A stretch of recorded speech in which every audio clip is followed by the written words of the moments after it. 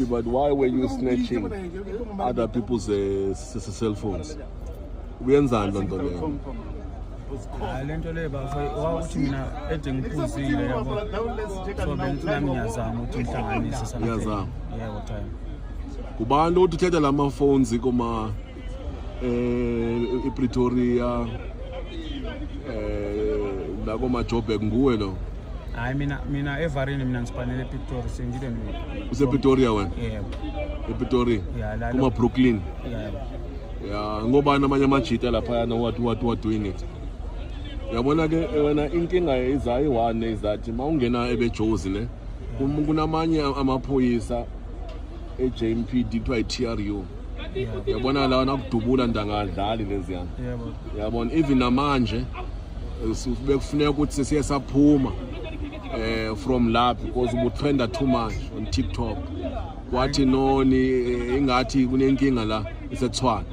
Siyabona siyasebenzisana ke eTshwane. Ngiyayithola. Uyabona ba? Yebo cha. Yeah. So manje uzafuna ukusinike bonke abanye abantu osebenzisana nabo uwathengisa kubi lamafoni. Uyabona? Njeka kahle nje uyabona? Yebo cha. Uyabona ke sesingenile ke manje ububanjiwe izolo muzi. Amaphoyisa ububanjwe kubeTshwane.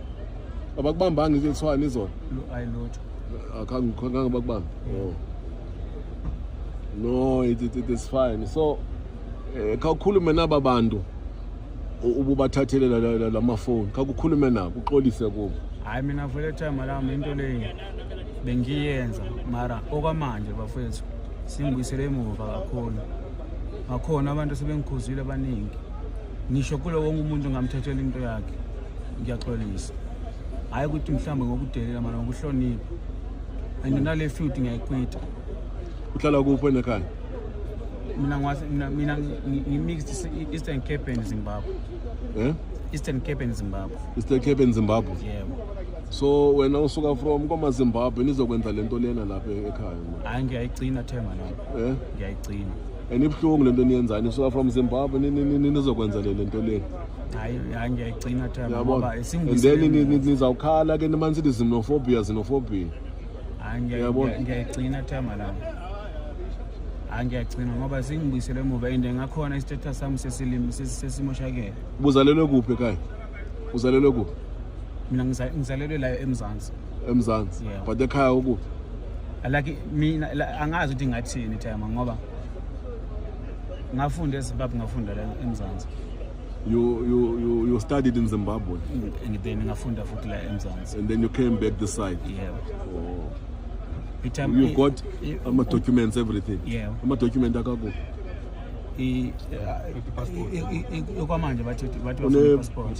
Une passport ne? Yeah. Or e-sharp. Is it legit right? Passport e-sharp. Passport. Yabona ke. Kakhalwa kuthiwa xenophobia kuthiwa hambana. Iba inkinga enkulu lonto leyo. Uyayibona? Ngathama lami evarina. Wena usuka lapha yana from that side yabona nizokwenza thama lami ngimoshile ne mara into le ngiyayigcina. Ngiyayigcina thama ngoba manje ayisangibukise nendlela eright. Singimoshele ilokhozi ibackground yami.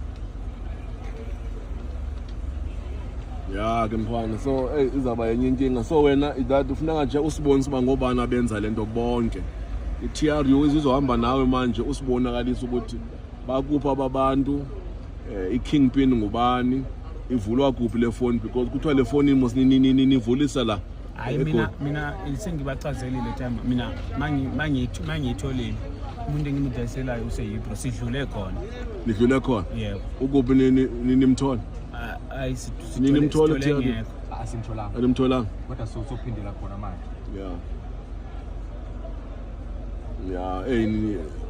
Yabona abantu nibabangela ubuhlungu manje obukhulu. Ngiyaxolisa thama ngicela ukuthi bangixolele.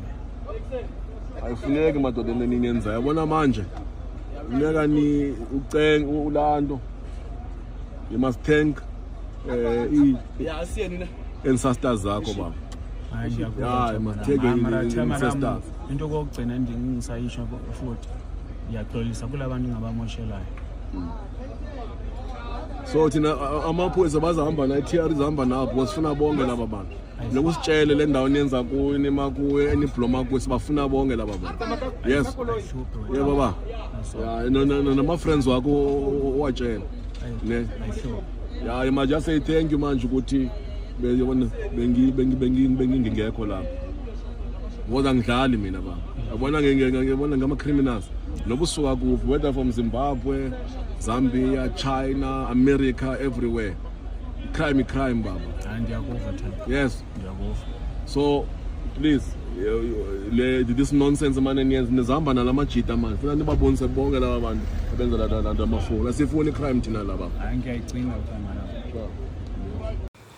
Hello Mzansi, welcome to Mgoso Mzansi. If today is your first time visiting this channel, please do the right thing and click the subscribe button, and also don't forget to smash the like button. It's 10k people are fuming emva kokuthi iphone snatcher uNobethe lesonke smart kahle ukuthi he's a Zimbabwean, ngisho accent yakhe akhuluma uyamuva ukuthi no money, he's not a South African, unane passport lekholo la ukuthi imgunyado ipassport aye mgunyado. Uma kaqedza lapho amaphoyisa makambuta uthi yena he's from Zimbabwe and Eastern Cape. So people are fuming ngokuthi hayibo lo mfana, how can you say you are from Eastern Cape wena enale accent lenjena abekho bande Eastern Cape lapha khuluma ngalendlela wena lo ukhuluma ngakhona, and it really doesn't make sense. What do you mean you are from Zimbabwe and Eastern Cape? Like, what does that mean?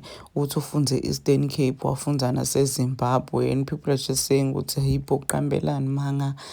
And he's saying this because uyati ukuthi kuthiwa ma foreigners awahambe because bendi crime, because bathatha imisebenzi, and into lebesenda ngathi seyithulile nyana kancane lento yokuqoshwa kwema foreigners.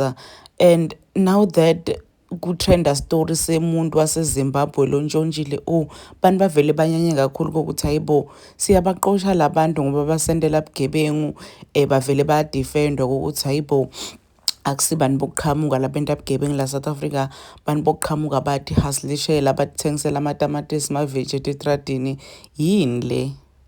Because this person is a Zimbabwean and uyasitshontshela uma sithi abahambe kuthiwa xenophobia, xenophobia, we are chasing away our African brothers and sisters. Hey bo guys, this is so sad. Nkosi yami kuthene kufanele sivumele abantu bokuqhamuka abahlala la South Africa basitshontshele basihlukubede, because they are gonna say thina xenophobic, thina we are chasing away our African brothers and sisters. Please do comment what you think below down on the comment section. Don't forget to hit the notification bell. I'll see you on the next one. I'm signing out. Goodbye.